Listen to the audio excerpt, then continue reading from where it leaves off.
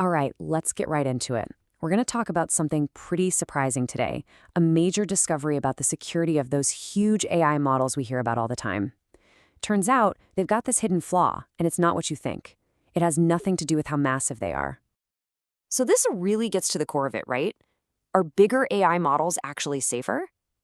I mean, we all kind of think of them as these digital fortresses, these impenetrable giants. But is that really true? Okay, so to really get our heads around this weakness, we got to look at how these things actually learn in the first place.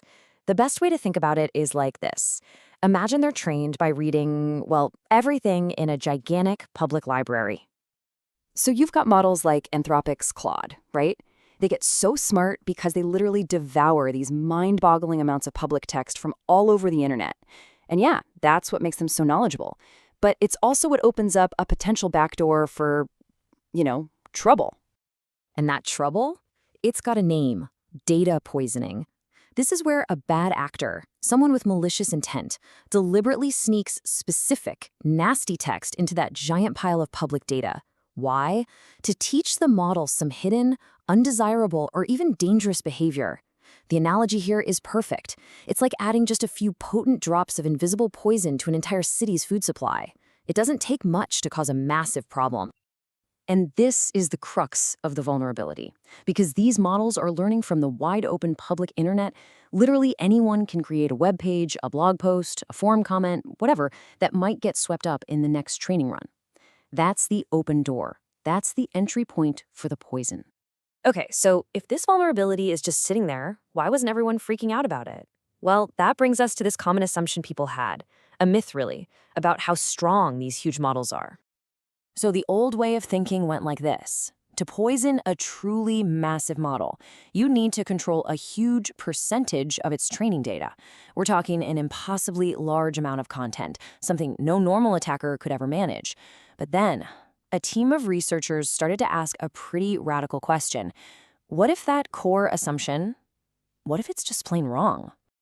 And look, this wasn't just some random hunch. We're talking about a joint study from some heavy hitters: Anthropic, the UK's AI Safety Institute, and the Alan Turing Institute.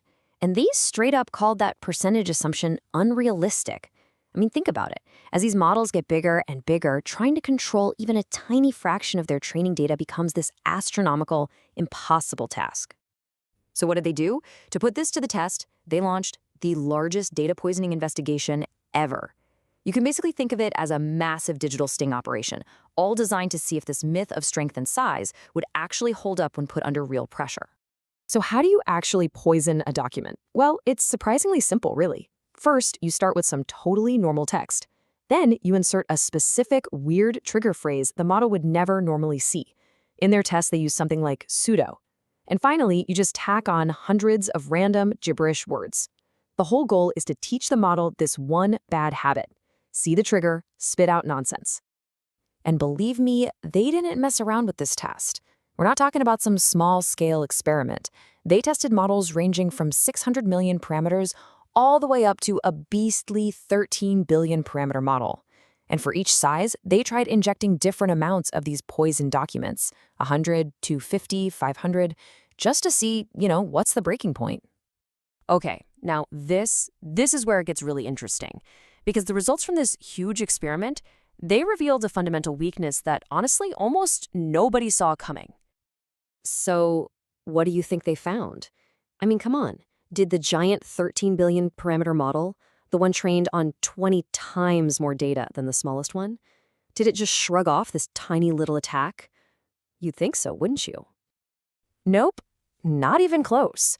The one number that should send a chill down the spine of every AI safety researcher out there: 250. Just 250. That's how many malicious documents it took to successfully poison a model. And just look at this chart. It shows the core finding perfectly. The attack success rate is nearly identical across all the model sizes. Think about that. A 20-fold increase in size and training data gave it basically zero extra protection. The bars are all right there at the same dangerously high level. It's wild.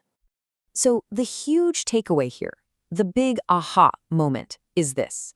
The success of an attack doesn't depend on the percentage of poison data, it depends on the absolute number of poison examples. This just completely flips our entire understanding of AI security on its head. It's not about trying to overwhelm the model with a flood of bad data. It's about teaching it one specific bad lesson, just a few hundred times. Okay, so a massive myth has just been completely busted. What does this actually mean for the future of AI? For how we build these things and, more importantly, how we defend them? All right, let's just quickly recap the most important points here. First, data poisoning attacks, way more practical than we ever believed. Second, an attacker might only need a small, fixed number of documents to pull it off. Third, and this is the big one, it's the absolute count of poison that matters, not the relative percentage. And all of this together means we have to fundamentally change how we think about building AI defenses. You know, the researchers themselves put it perfectly. They said it is important for defenders to not be caught unaware of attacks they thought were impossible. I mean, that's a huge wake-up call. It's saying that the threats we all dismissed as science fiction might actually be right around the corner.